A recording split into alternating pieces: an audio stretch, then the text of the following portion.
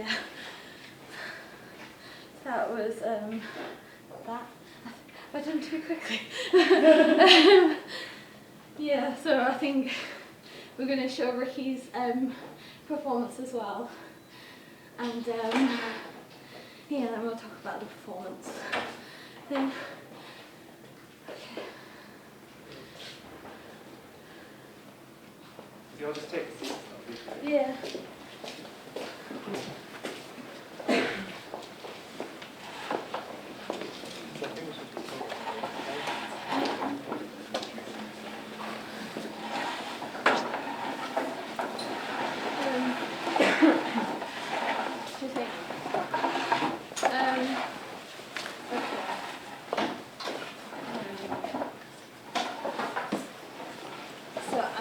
I'm kind of going to get like interested in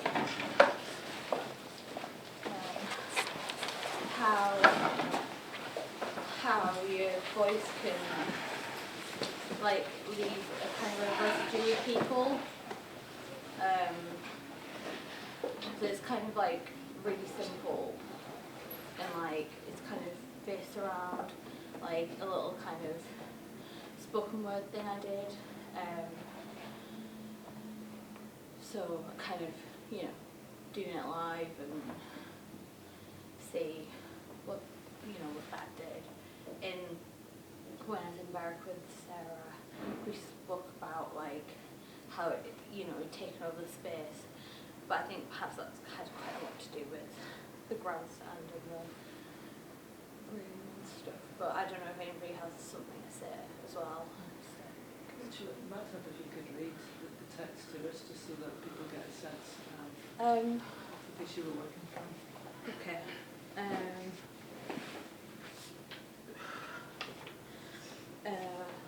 Just read it.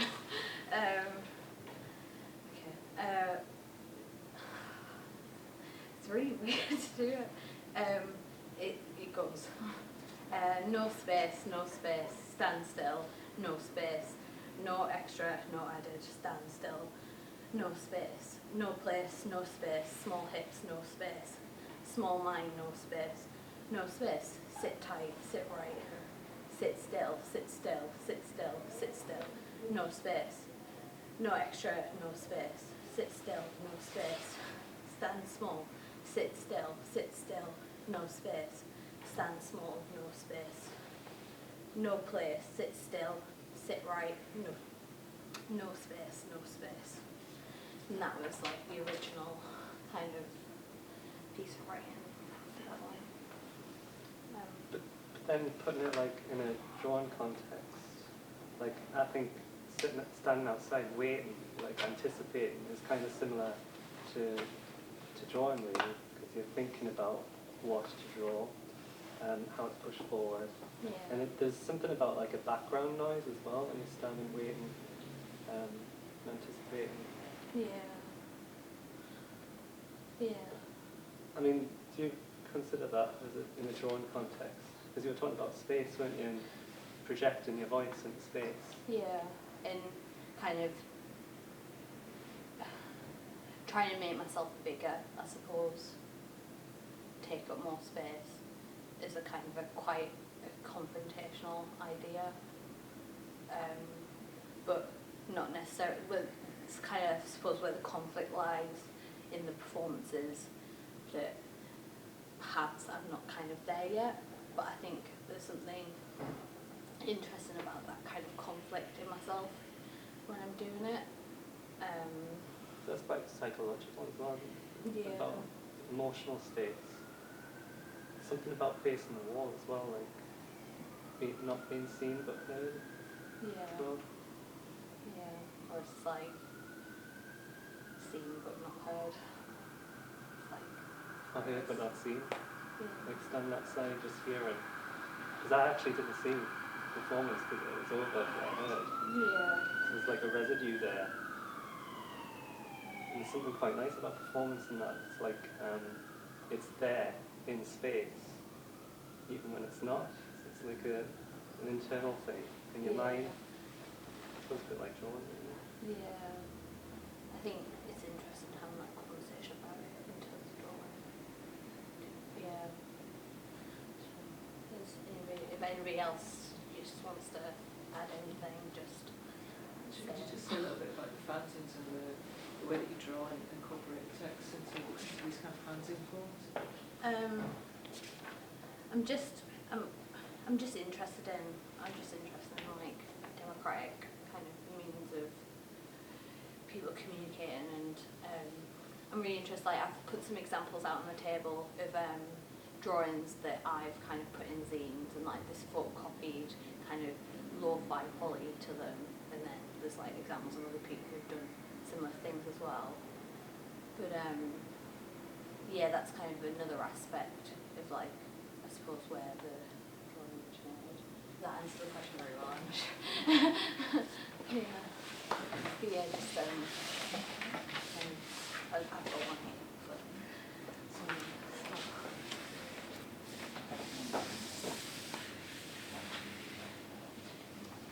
It's interesting how,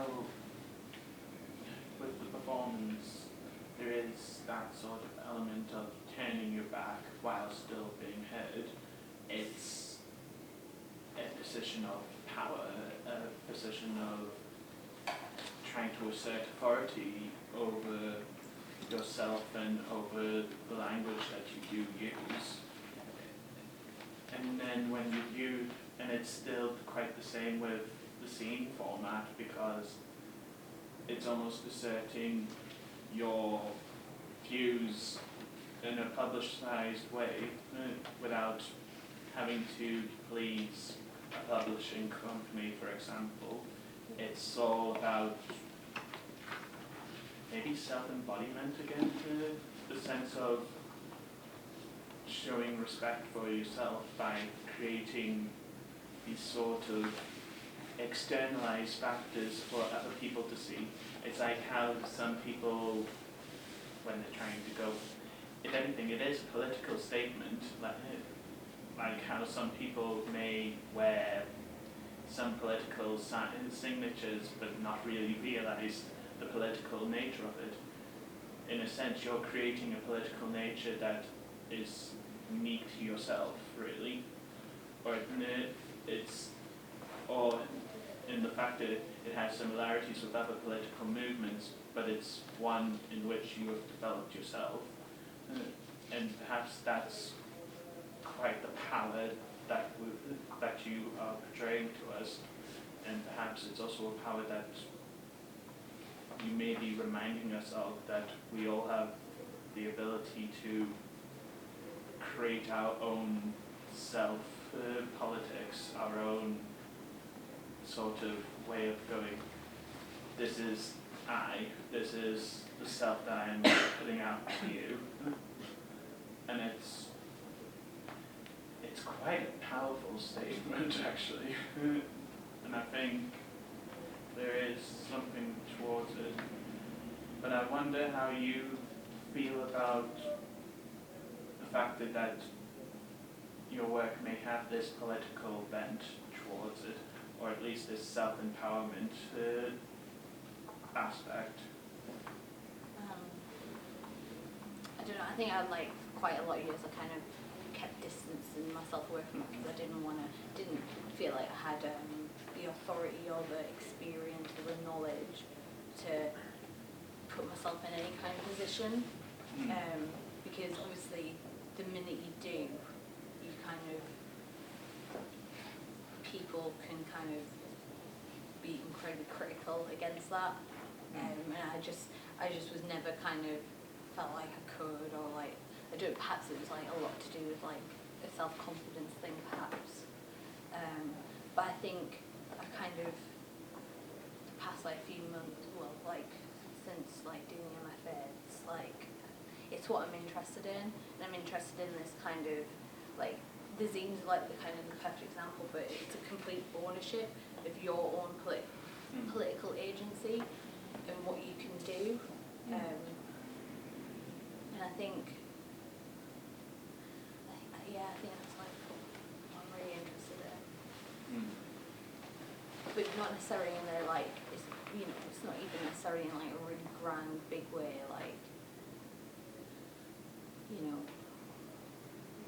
but it's just these small kind of cultural acts actions can kind of really move things on, and like I think everybody in this room has probably been, you know, affected and inspired by something cultural that's, you know, in the great scheme of things quite small, but like or at least they respond culturally towards the culture, either by responding positively with that cultural aspect, or trying to create a counter agency against this sort of cultural political status of the outside world. But I think it's quite.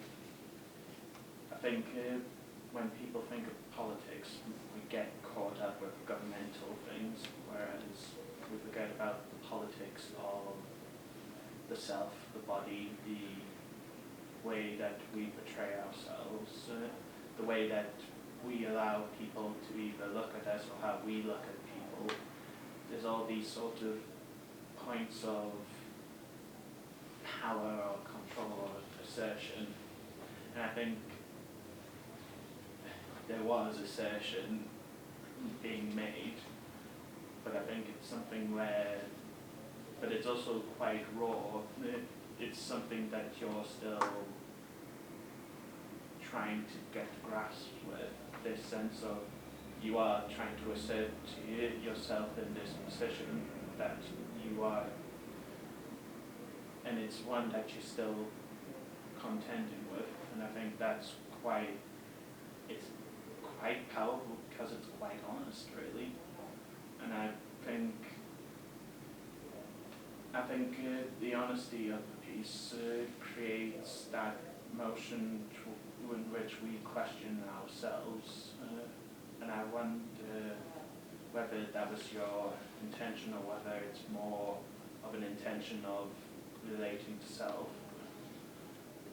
I think possibly more related to self and trying to understand certain, you know what I mean? It's like, yes. It's like the work's completely personal and not kind of very formal or like anything like that. Yeah. I find it quite hard to talk about something. I mean, I'm quite interested because obviously spending a lot of time in this space, and 99% of the time it's like really, really quiet. You know, so I know that in the conversation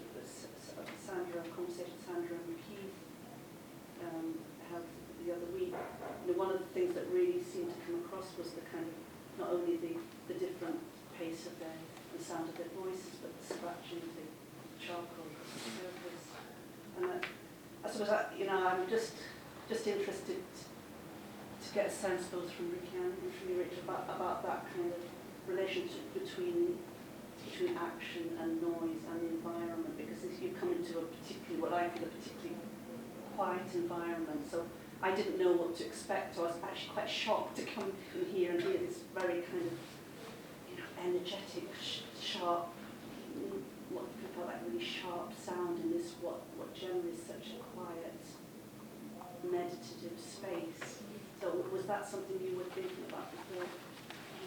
I actually I didn't think about it, but it just seems like all this I've done it in have kind of been these still spaces. Because you did it in the gymnasium, where it was very silent, and then all of a sudden you started doing this sort of chanting, isn't it? It's sort of leaves an indent into the space with sound, and physically as well, stamping your feet kind of leaves an imprint in the surface. Was that the Barrack Gymnasium? Yeah. Because that's quite an interesting space in that it's a parade. It was a former parade ground. Oh, so okay.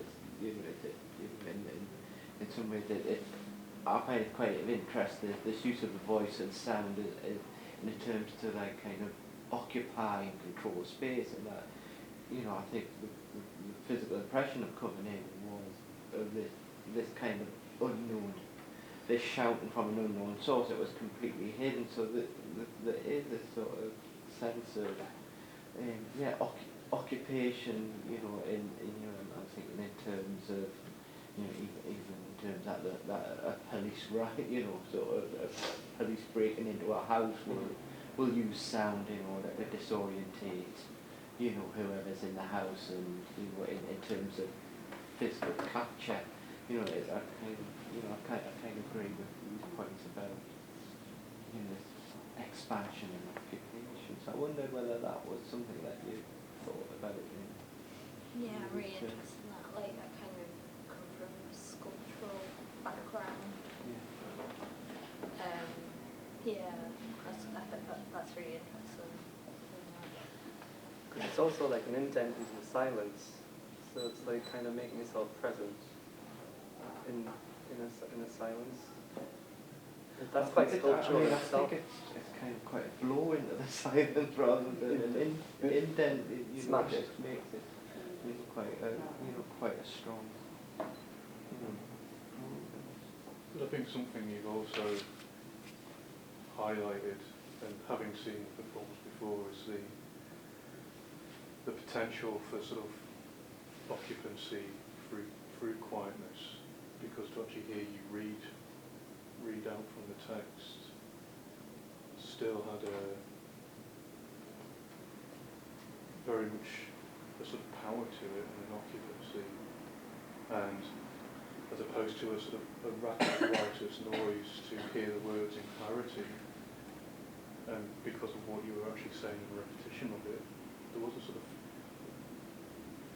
talking of space, it sort of transferred quite a claustrophobic feel. And so I think as much as a sort of volume and bigness and loudness, there's also the sort of power of quietness. And I think you've actually sort of highlighted both of those for me anyway. Can you describe any kind of feeling of change in the space of your body through the process of performing? Like how you feel before you start, and then how you feel after? Like, beforehand, when I get nervous, I can't concentrate on anything. So I'm not thinking about anything in particular, I just can't concentrate. I can't even concentrate on the thing that I'm about to do.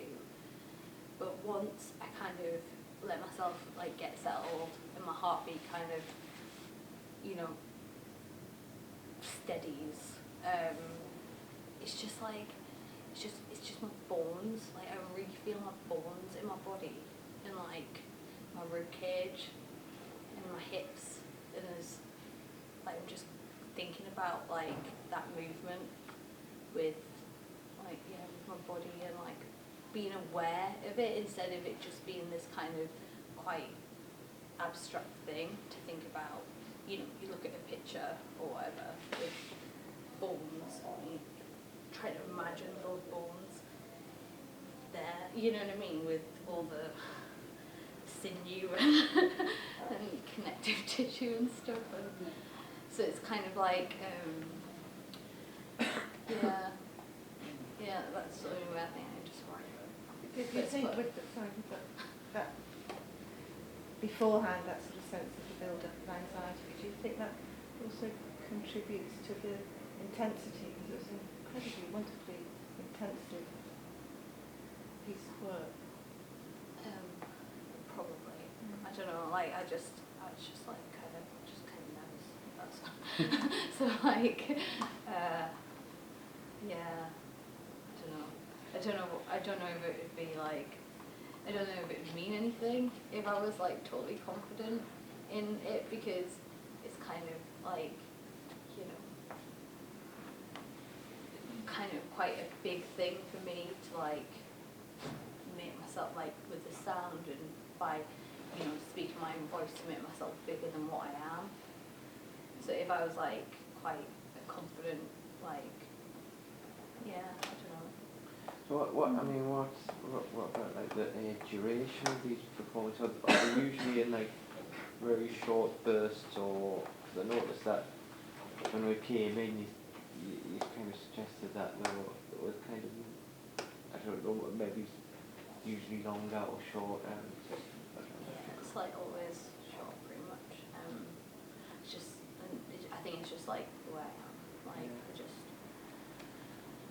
even performances that are kind of meant to be longer, or I've thought would be longer, end up being like 10 minutes long. Yeah, I don't know, I just think it's just like, I don't know, I don't want to call it a style because that just sounds a bit lame, but you know what I mean? It's just, I suppose like how I just do things.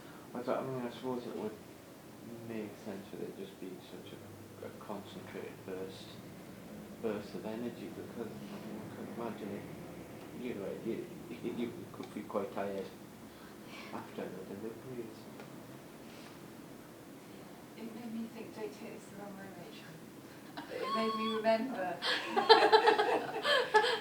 my children having absolute screaming tantrums. And it's but that kind of power that they can evoke to actually just jettison everything and everybody and just be in this space that they've created. And you know, I thought that facing the wall was a really interesting thing, because it also made me think of kind of punishment and restriction, but at the same time kind of asserting yourself. And even though you were speaking words, it kind of felt like a sort of thing to do with pre-language to me, and some kind of Freudian state where you are kind of beyond the social protocols that stop us all doing those kind of things. You know, I only scream like that in the car when nobody else is around. You know. Yeah, it is quite a hard thing to bring yourself to speak that loudly. Yeah. But like, no, it's like when there's no kind of nothing provoking you necessarily, like you know, an argument or something like that. It's quite a difficult thing to do. What would happen if it was amplified? I mean, until to a level that was unbearable. You know, if it pushed us out of the room in a way that now and the different artists have kind of used sounds of that kind of primal quality, the rawness of sound, and the rawness of aggression, and the nuance of aggression in the voice, that to actually just drive people out of the room. I mean, is it really important to you that it's your voice and the boundaries of only your voice, and the way that it rebounds off the wall, off the corner, off the ceiling, is that the spatial kind of aspect of where your voice reaches? Because it was quite interesting coming in through the doorway and being hit by it, not so much coming through the door, but as we came around that corner, you know, that sort of spatial dimension. I mean, because I know you're also interested in punk music and the kind of like the raw sort of aspect of lyrics being screamed, you know. Again, there's a whole amplification within that, and a whole sort of delivery to an audience. So as Fiona was saying, that the way that your back's turned to the wall, and the way that then involves a degree of punishment or isolation, or the suggestion of that, and then that also kind of forecloses the limits of where the voice can reach. So how do you feel about space around you? I think it's something I like to. I think I probably have to experiment with that, like seeing how I feel about it, because I think there's something interesting about it literally just being me, and like there's no other tools in keeping it that kind of stripped back. But at the same time, like I wonder like how like much I could like hurt people's ears, like, and yeah, I think it's something to try, because like I don't know if I feel like this is like totally resolved. It's just kind of what I've been thinking about since Berwick, really. When I was there, It also makes you very aware of the wall. So you say there's like no materials or anything, but the materiality of the walls there in front of you, which is affecting the sound that's propelled back. Yeah.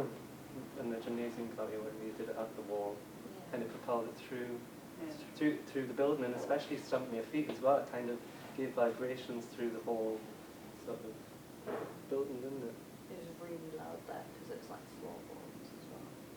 It's almost like a refusal to confront the audience, and I think that in a way was a powerful way, because the voice just appeared. You were in the room, but the voice appeared, and it filled the space in a completely different way than being kind of made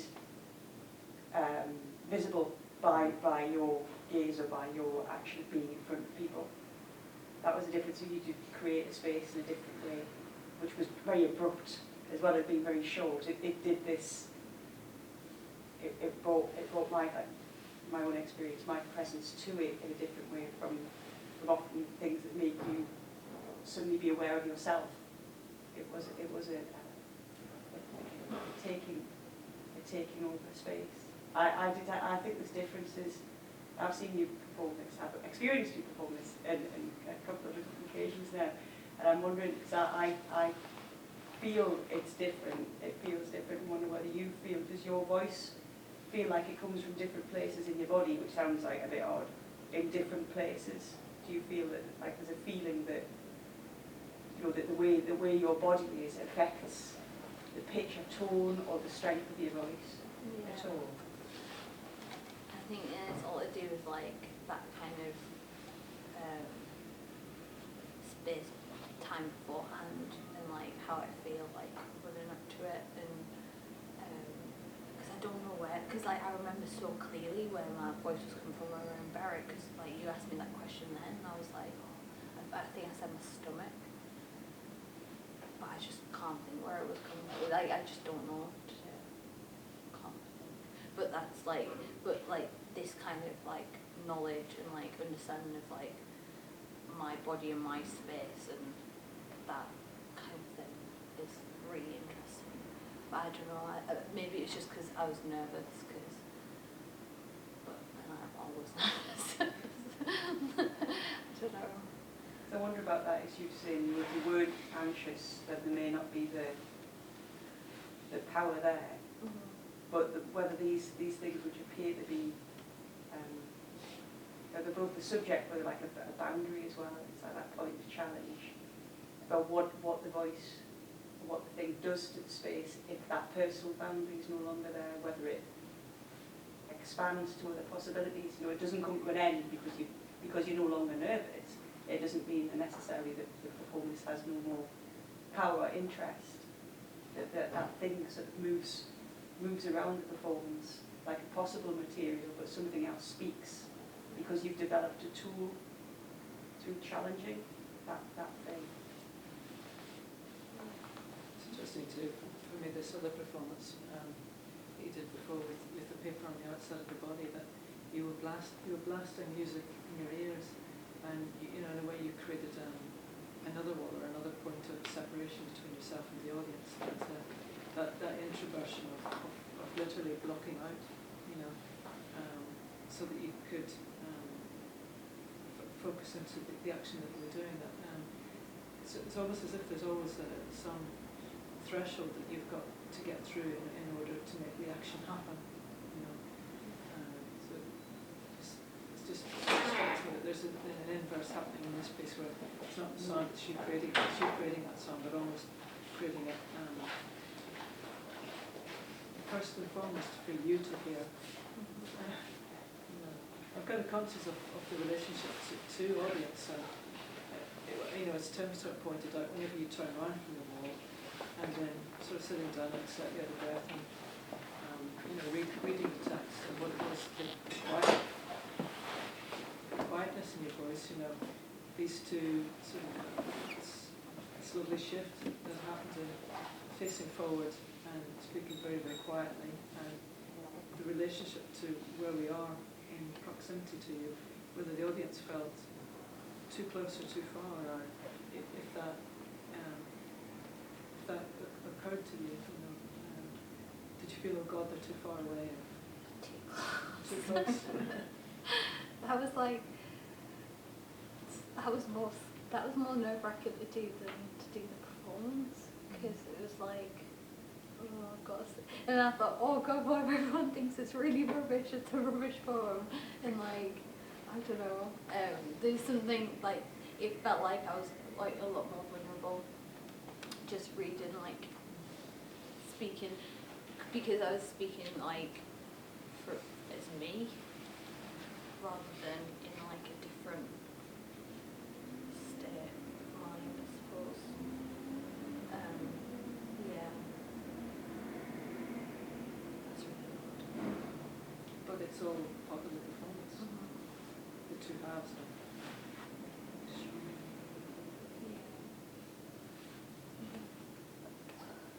I'm struggling to link this with my It doesn't matter, does it? I'm trying to grab on it. Are you showing us a video? Maybe we should... Well, I was going to show some past work, because I think past work is show us just as what important. you've brought, and then maybe we'll come back to see what's about. It's just from my degree show last year, because I think with me, I made connections between past work and present work. So I think what's happening with me is that I've started drawing, like literally drawing, and it's become more about installation and like lack of control or control and space. So I'll show you. This is over the top of Michael's work.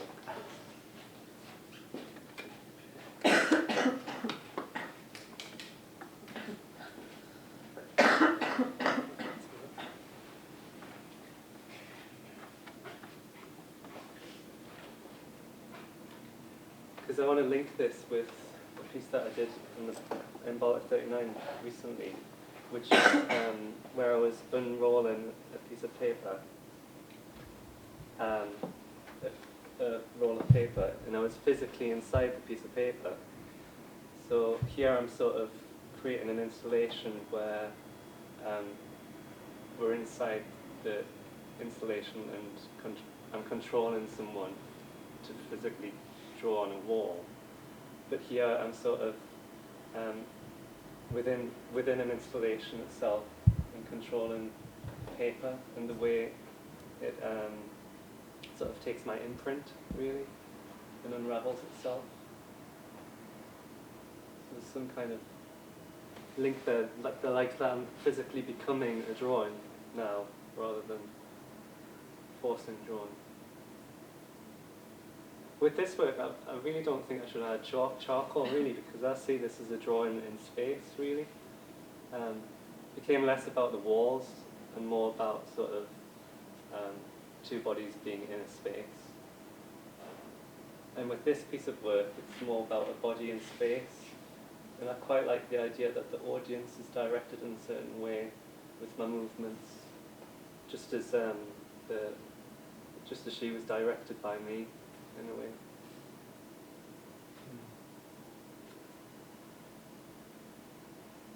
And I was just struggling to get the both together from sound and stuff. Yeah. See, I think I disagree with you on the charcoal thing, because I think it's the purposefulness of struggling to both make marks. That's interesting. Because I think, I don't know, because I think if you just did the performance live, there's no kind of documented. Obviously it's a degree show, so there's certain things you kind of have to do, so it had to be documented and all that kind of stuff. But if you just did it in the space and that was kind of it,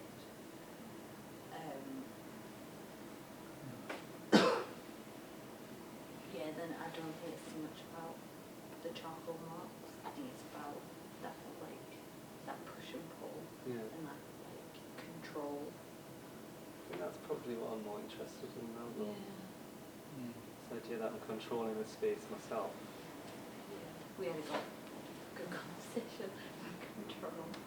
Okay, what was on the floor? I can't remember. Treacle. Treacle. I quite like treacle because it's like it's hard and then it turns soft. It's a bit like chewing gum, because I've been working with chewing gum recently. So it's a hard sort of object, and then it's malleable as the more heat you give it, really. I think with here I was trying to give myself sort of making it more difficult and exaggerating the movement with the sort of head and feet.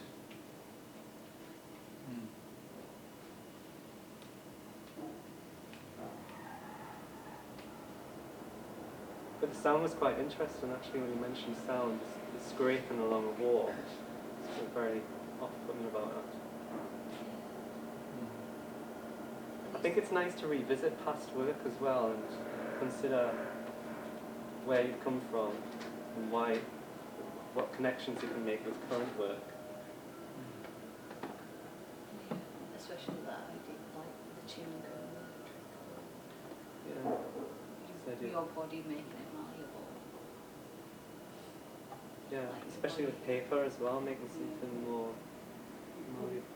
You've almost replaced that dialogue with Zoe and then charcoal the wall and people with just the paper. Yeah. So you get everything's happening at once, just in that one Confined environment. space, yeah. But There's to something. see it from the yeah, it's like a difference of exterior view, you know, say context and objects, I said it right now because something, but you know, we did it a different way.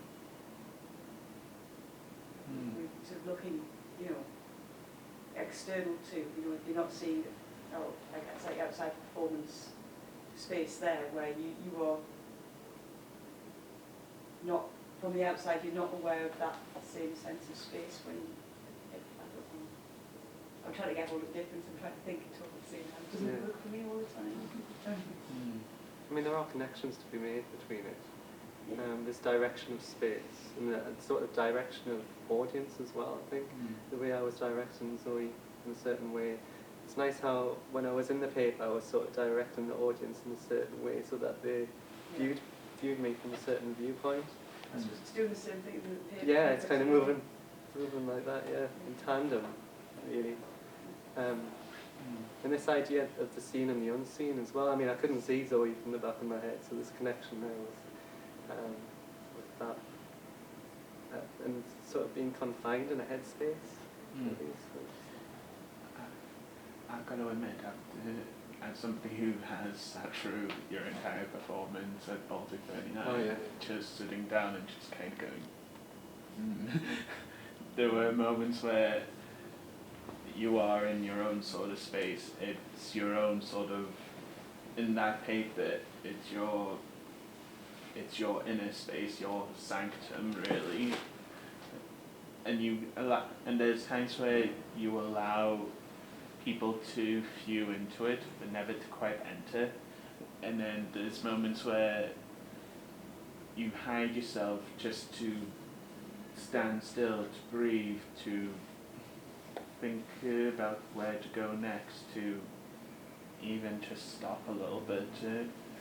And I think that was quite interesting, especially since paper has that sort of quality of, it's not usually used in that way of, well, wait, I've got it wrong there. So I'll withdraw that last line.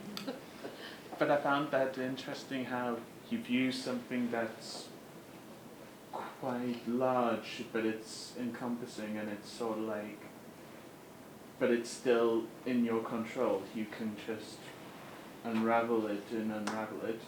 And at the end, which we can't see here, there was a moment where you just embraced the paper really, from the inside to the outside, and just shaped it in such a way.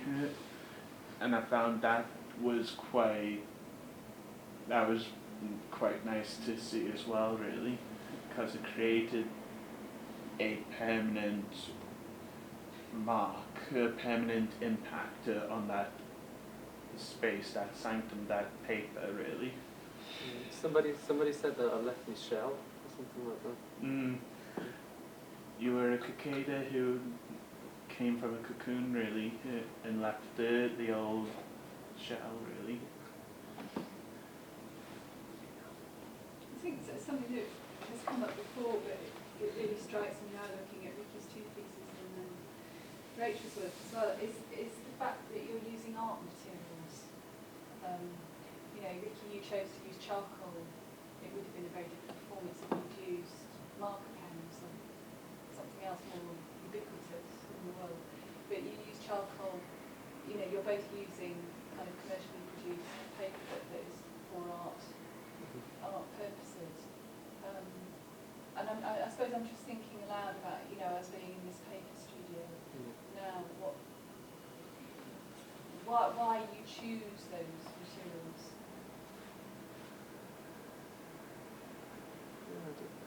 I mean, the size of the paper was the size of my body, really. So it was kind of... Why not polythene? Why polythene?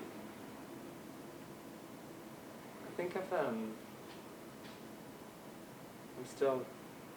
I think maybe I'm still drawn to my original drawings.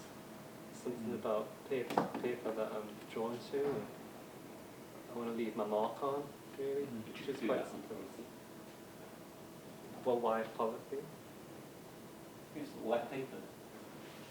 But it's the same thing. You could leave your mark with a felt tip marker, but it would have very different implications and associations. It would be associated with kind of graffiti, kind of vandalism, kind of leaving the mark in a very different sense, not in a kind of artist's mark. Yeah, I agree, and I'm very interested in why that is the case, partly because I'm interested in why it's the case with me as well. I mean, I'm very conscious of the fact that I draw on paper and actually draw with a pencil. And I wonder about these decisions all the time. I'm not always, sometimes I think I can justify it, but other times I think it's habit.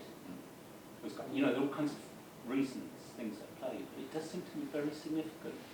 Well, this is a safety with paper, I don't know. But then you've got in the treacle, you know, that's... I mean, But treacle's very safe in terms of performance art. I can't think of anything more conservative than using treacle in performance art. I think one of the things I think paper's interesting because I don't think it is safe anymore. Because I think it's loaded with all kinds of sentimentalities and nostalgias, which actually are quite uncomfortable in contemporary art.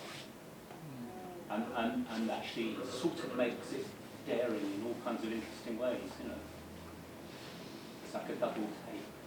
Something. You think you know what it's about, and then suddenly you wonder if you really do. But I have wondered that about, particularly about your work, actually. Yeah, would be something I have to grapple with. Well, it became very apparent when you both did performances in this show that you were both using paper. You were in your distinct or discrete spaces, but you were both using paper in relation to the body. And I know yours, Rachel, was a move on from you using smaller pieces of paper that we kind of questioned about how that kind of came about. But I suppose also it's to do with what that evidence is. You know, is it evidence or is it an aesthetic object that then has another life, gets exhibited, gets framed even, maybe gets kept, gets cherished, gets put on a wall? Or is it, you know, like a rag that you mop something up with and throw away?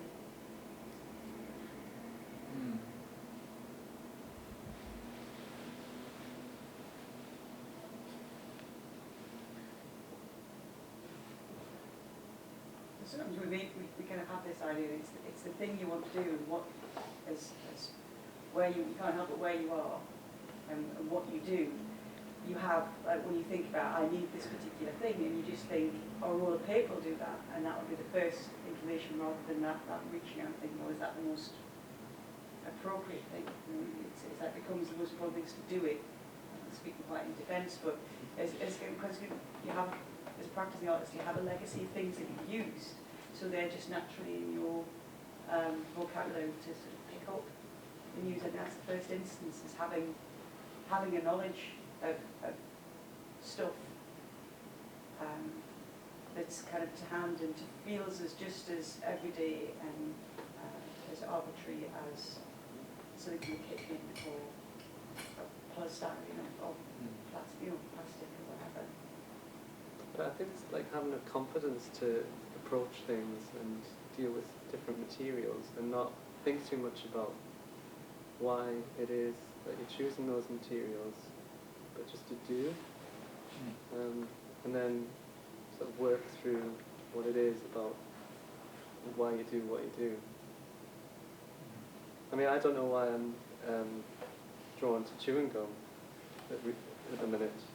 I think it might be the sculptural aspect of the chewing gum that's left after it's physically gone through a process. Same as paper, it's the sort of physical process after I've used it in a way. And then I've totally discarded the paper afterwards. So it's similar to the chewing gum, it's kind of just discarded. But it lasted as long as the exhibition. I'm wondering whether, like, I'm aware sometimes that contexts like that form a piece of work for me, in that because it was an exhibition, you feel you have to kind of leave something in the space. There is something to look at, there's an object left at the end of it, and that's because of that, not necessarily because it was right, because it's more appropriate for the big picture as far as the practice goes. Well, that's what I was thinking about with Rachel. It's like, if that performance was just the performance, then there would be nothing to document it. But, excuse me, but what I see is also the framing of this video, because I wasn't there. But it's like this space, so why do you need paper? There's a wall, there's a space. I'm much more looking at how you move together. Very elegant, because you can fall, of course, but I don't know where this stuff is on the floor. And it's kind of movement together. It's very elegant. And the outcome is not elegant, so I'm looking much more about that, I think. Not about paper, not about drawing.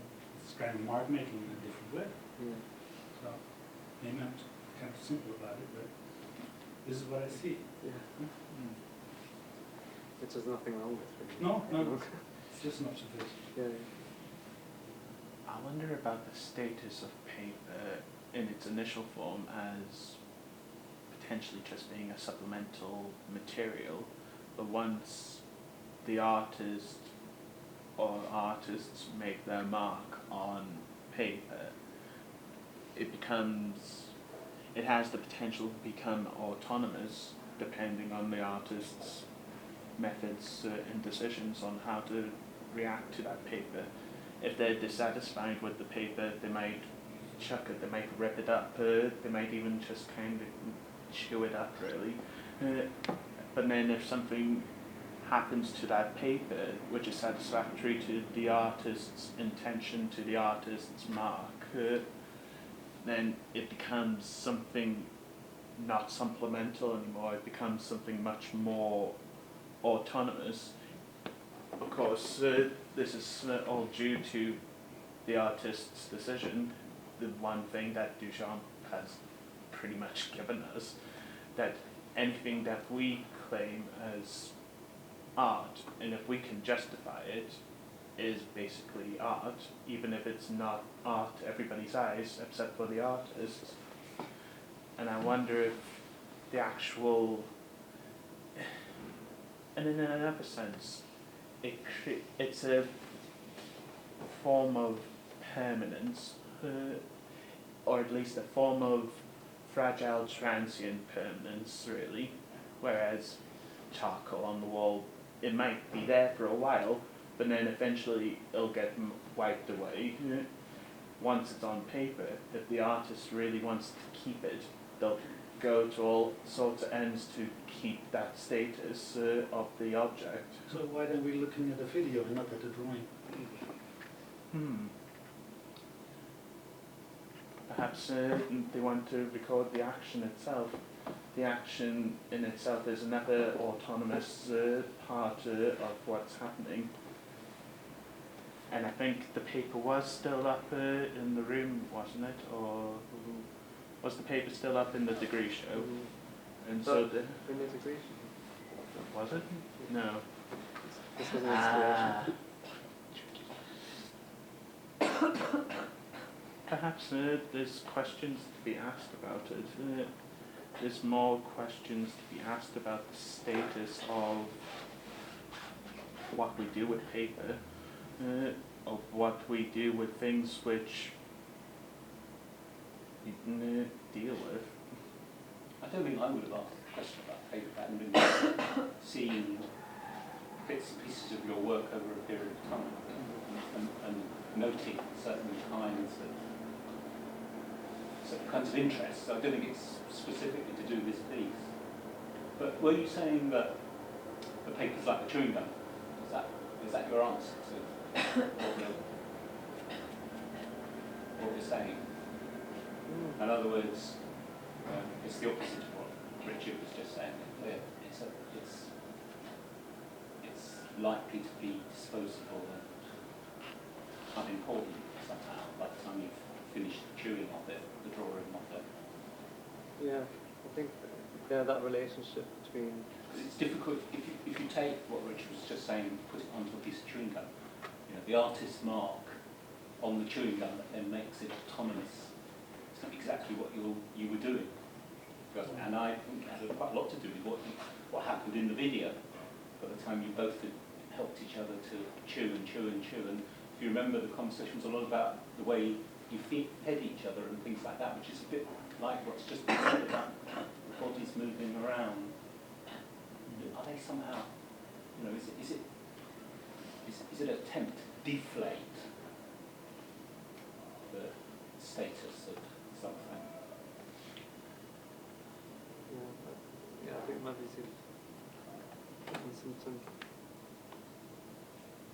You're not trying to inflate the status of chewing gum, are you? Or are you?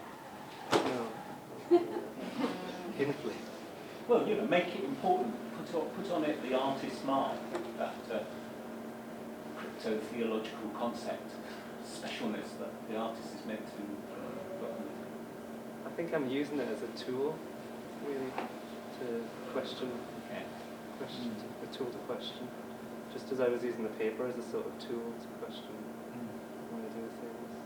But when you spoke about paper and chewing gum, you were talking about the impetus to do something comes before conscious wrestling with what that medium is, that you just do something and reflect on what that might be. And I suppose I'm just reflecting on what these art materials are. I'm just very conscious that we're sitting in a centre for paper research, and you know what the possibilities are in terms of, I don't know. We could have a chewing studio after the paper studio. It sounds like a really interesting research development. Get research council funding and food industry. Probably Wrigley's funded chewing studio, Northumbria University. Apparently it makes you more intelligent, chewing. So. Yeah. Chewing does. Yeah. It's probably better than talk studio, it's a chewing studio. I think that's our next step. I'll put it in the university research strategy. We could sell it as well. Just a really simple question. Chewing a fat, we could get fatting as well. Why did you choose, I mean, it's just interesting that you brought drawings, then you chose to show us the video of that installation drawing, and then you brought a still image of the last piece inside the paper. Just for you really, why do you represent this piece through a still image and this one through video? Is there any sort of particular decision making in that? This still image is the one that I was interested in most, that sort of audience participation within a frame, really. I like the relationship with the wall as well. I don't know, there's something about this sort of sculptural aspect of the wall in relation to me inside this paper. I think it just speaks for the performance itself as a still image. The fact that you can't see me, I'm inside it. People are onlooking. That's what I think is really curious about it. And, you know, like for somebody who hasn't seen the performance, it's quite difficult to know that there's a human being in there. The only thing that sort of draws your attention towards it is the fact that there's an audience looking.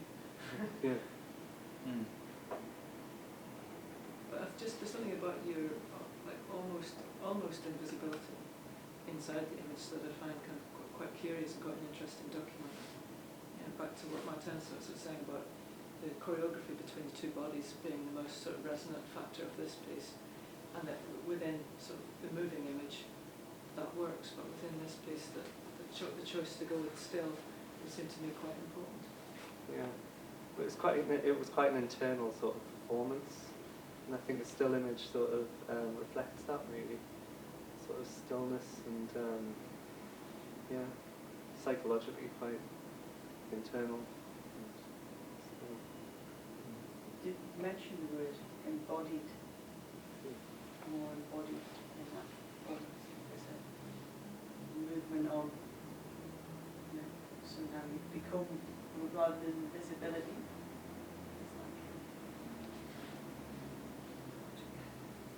It's like transformative.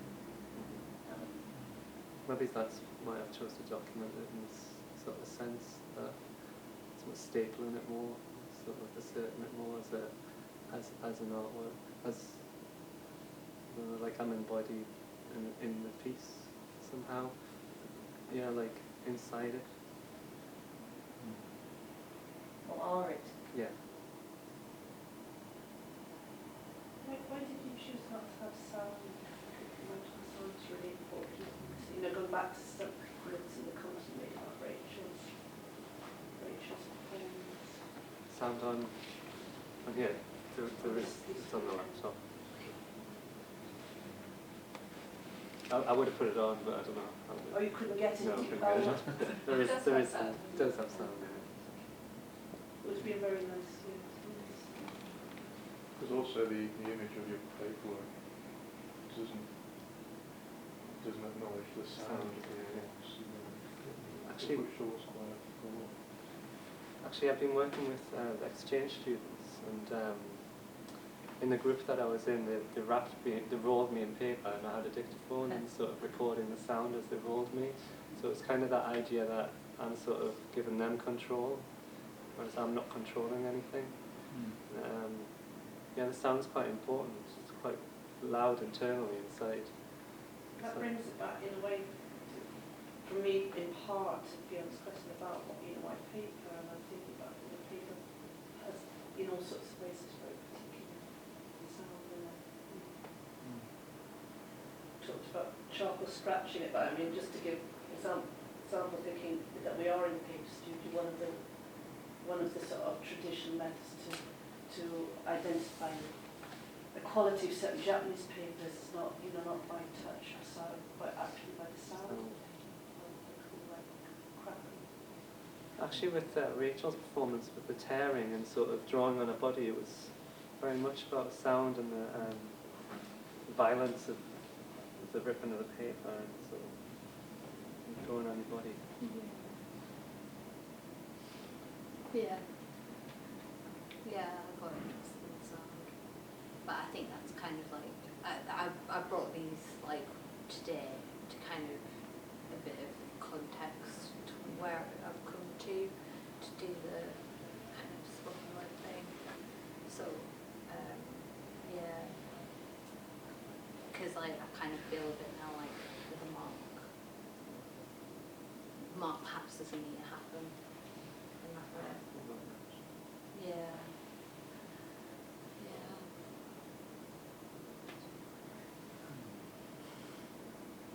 Same questions or comments?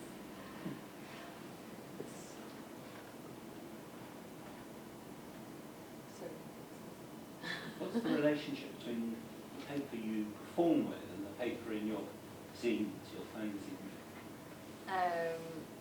The paper for the zines is really just like computer paper, like the cheapest paper you can get hold of, and that's cartridge paper. It's like art paper, because like these were kind of experiments, and then kind of came up in a crit about the sizes and like drawing size and stuff, and there's something about that I kind of got really turned off about. But are they comparable in value to you? They're obviously different in value. I feel like the zines are more important. What is? I feel like the zines are more important. The paper. I'm talking about, you know, how you, because I kind of imagine that the zines have to be on that paper somehow. Even if you had the money to put them on very expensive paper, you probably wouldn't. Yeah. I don't know, because I don't think I don't think I really treat the drawings that preciously. No, it's a funny thing though, the zine you produced, I keep in a box. Yeah. Which makes sort of I was sitting, while we were talking, I was thinking, I'm treating it as though it's very special. Yeah, like And it's I have a special really place crap paper, to keep my zines. Well, I just think you're going to be famous probably. So. So I should hang on to it just in case it's worth a lot of money.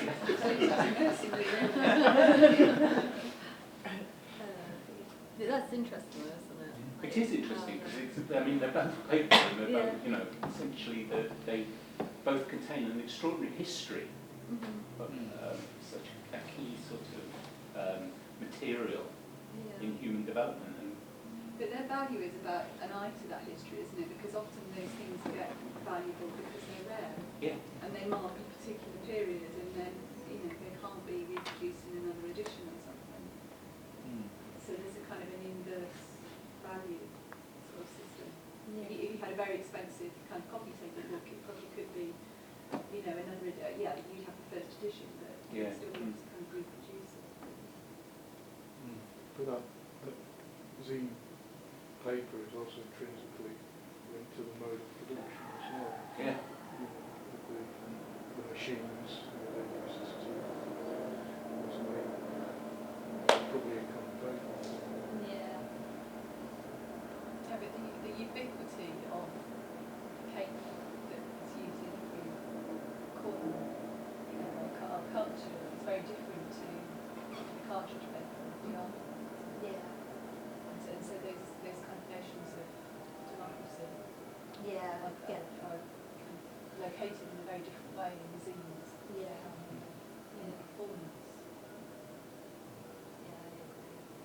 I mean, I don't know what else to see it in either case with it, but I think it is kind of interesting. I'm looking at Ricky inside this paper and I'm wondering, he can make paper inside it.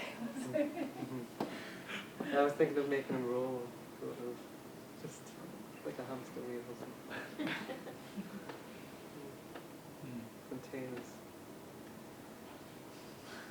And there's quite a lot of crossovers from the conversation that you, Sarah, Sandra, and I were having this afternoon. Do you think you could just give a little bit of sense of that performance that you were doing? What was the paper and the kind of relationship or changing relationship that you felt that you had with that performance? I was laying down, I had A4 sheets of colour paper and I was laying them down in the space. At the time I was just using them, kind of territory making, that space making activity. And it was really, the conversation was about the fact that something of relatively low value, craft paper, then attained value in the ritual, in the performance. And that I became very set out, I developed rules and very conscious of the dialogue between myself and the paper, so my intentions changed, the relationship with the paper and the size and what it was doing.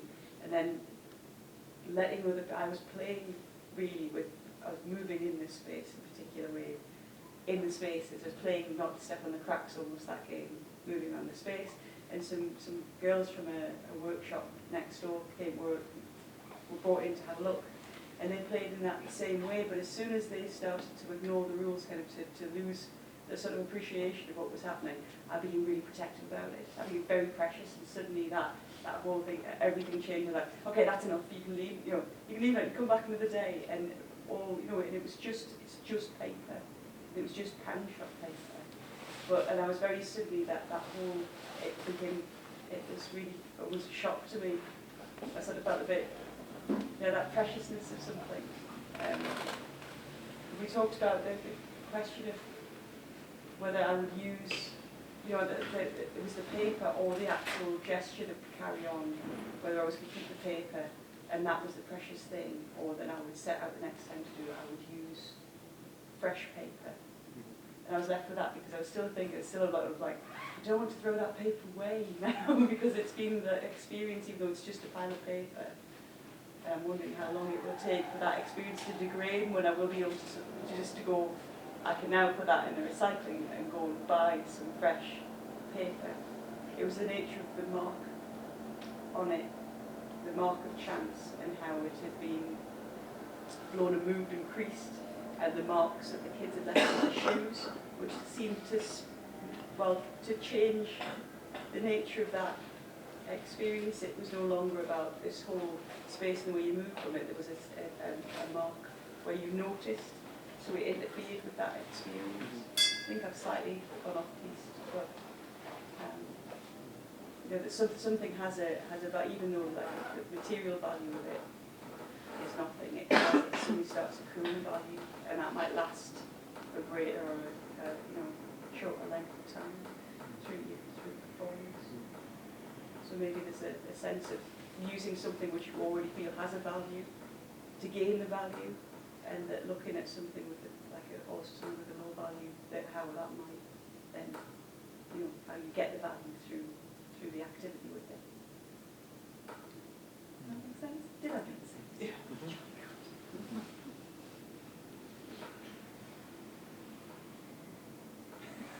I think we're a bit deflated. I think it's a bit like my paper at the end, it's deflated. I think a good question to ask just is, would you work with paper again in the near future? Now that there has been all this talk about the nature and status of paper, would you work with it again now? I think I will, but I think in just a very particular way, very particular kind of paper. I think, you know, I think I just kind of perhaps just overlooked it a bit when making these drawings, just didn't think about that. I was just like, oh, I want to make the drawing. It wasn't till kind of other people looked upon it, and then you kind of realise that's not doing anything that I wanted to do at all. And yeah, so I'm not sure I'm not sure I'd use paper in the same way. Like when it comes to making drawings and stuff. What about you? I think because you know you're seem quite precious about what you've made. And I think I would take that forward and sort of reuse something in a performance with what I've got from a performance. So that progression of unfolding again what I performed with, quite interesting. So it's like an ongoing sort of saga with this paper that I've acquired. The strange thing is you're sitting here in a space where you can do that. You know, we don't have this in front of me. This is amazing space. Talking about paper, you know, commercial paper, or you know, very expensive paper, or even paper that's brought from Nepal down here or whatever. But you can it's reusing of paper, or you know, reusing your cheap paper, which has so much value, into something else to do with something with that paper.